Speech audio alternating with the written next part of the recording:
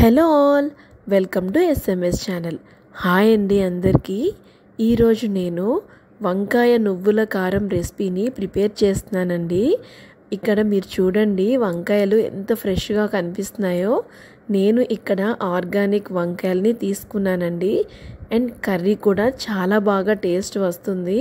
మరి దీనికి కావాల్సిన ఇంగ్రీడియంట్స్ ఏంటో ఒకసారి చూసేద్దామా.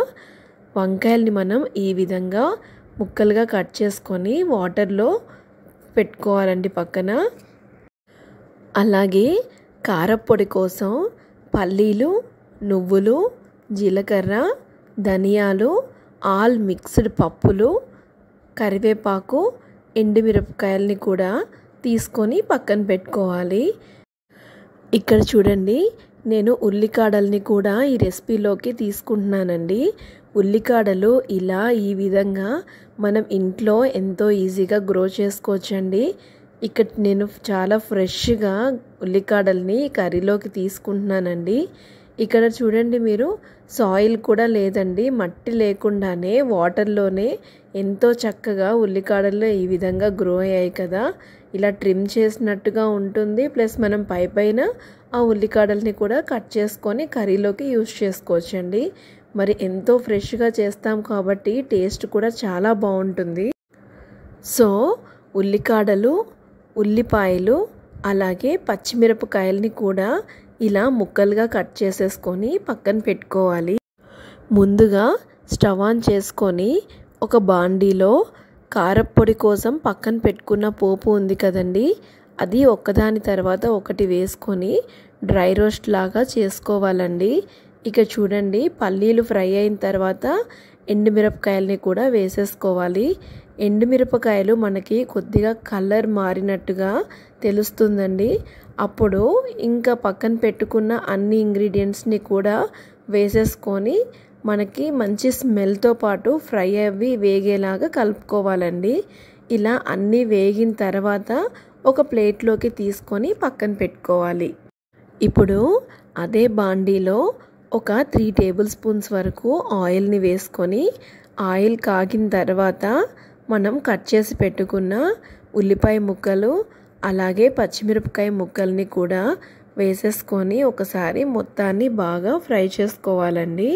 ఉల్లిపాయ ముక్కలు మరీ ఎక్కువగా వేగిపోకుండా కొంచెం మెత్తపడేలాగా వేగితే చాలు.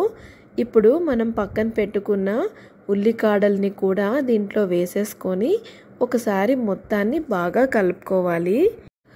ఇప్పుడు ఒక టేబుల్ స్పూన్ ఉప్పు, పసుపు వేసుకొని ఒకసారి మొత్తాన్ని కలుపుకోవాలండి.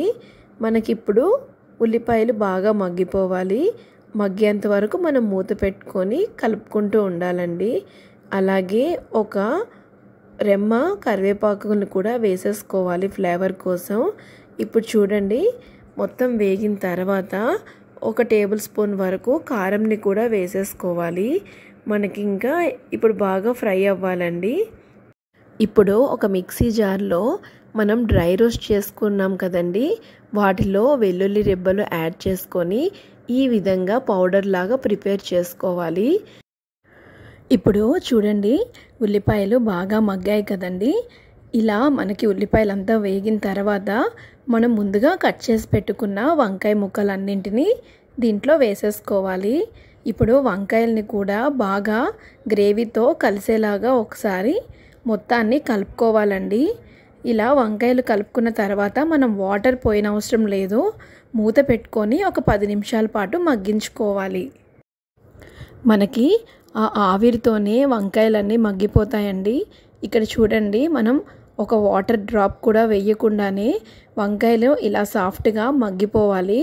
ఇలా మగ్గిన తర్వాత మనం ముందుగా పౌడర్ చేసి పెట్టుకున్నాం కదండి నువ్వుల కారం పొడిని, దీన్ని ఈ వంకాయల్లో వేసేసుకొని ఒకసారి మొత్తాన్ని బాగా కలుపుకోవాలి. నేను ఇక్కడ చూపిస్తున్నాను చూడండి, మరీ గుజ్జు గుజ్జులాగా చేసేసుకోకూడదండి. వంకాయలకి నీట్గా పట్టేలాగా ఆ పౌడర్ అంతా ఇలా వంకాయలను కలుపుకొని మూత పెట్టుకోవాలి. ఇక్కడ చూడండి, ఒకసారి ఒక 5 నిమిషాల తర్వాత మనకి మంచిగా ఆ నువ్వుల కారం అంతా వంకాయలకి పట్టేసి ఎంతో కలర్ఫుల్గా కనిపిస్తుంది కదండి. ఇలా ఆయిల్ మొత్తం బయటకి వస్తూ ఉంది కదా, ఇంకా లేట్ చేయకుండా సర్వింగ్ బౌల్లోకి తీసేసుకోవాలండి. మనకి చూడండి ఎంతో కలర్ఫుల్గా కనిపిస్తుంది కదా.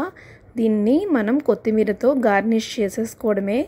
దీన్ని వేడి వేడి అన్నంలో ఒక స్పూన్ నెయ్యి వేసుకొని తింటే దాని టేస్ట్ అదిరిపోతుందండి. చూస్తుంటేనే మీకు కూడా తినాలి అనిపిస్తుంది కదండి.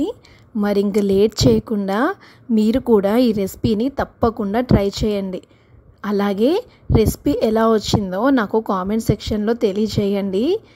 అంతేకాదండి, ఈ వీడియో కనుక మీకు నచ్చితే తప్పకుండా లైక్ చేయండి, షేర్ చేయండి, సబ్స్క్రైబ్ చేయండి.